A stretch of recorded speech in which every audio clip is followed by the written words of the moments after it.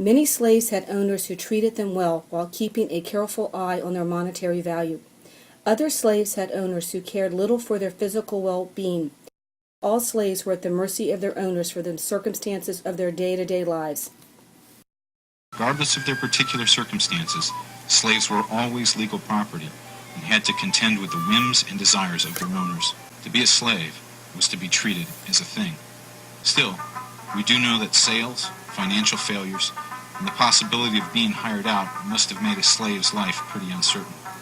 Families could be split, relationships shattered, and loved ones lost. In 1816, John Blackford bought the ferry as well as the house on Ferry Hill, and it was run in the 1830s by two of his slaves. One was named Edmund, with the nickname of Ned, and the other was Julius, with the nickname Jupe. The Ferry Hill labor force consisted of 25 slaves and a large number of hired workers. Ned and Jupe were assigned foremen of the ferry.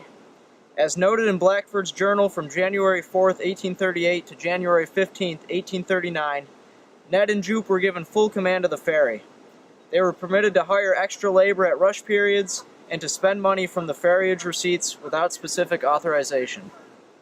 Ned and Jupe were essentially free agents in Blackford's plantation, who would run the ferry by themselves and underneath the supervision of the glaring eyes of John Blackford, who would be watching them from the porch of Ferry Hill just above the ferry crossing here. Each slave and free African American had to make choices.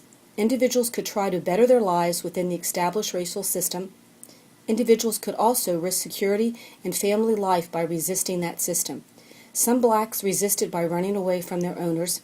White society, always afraid of slave insurrection, responded to resistance with rules and laws that further confined African Americans.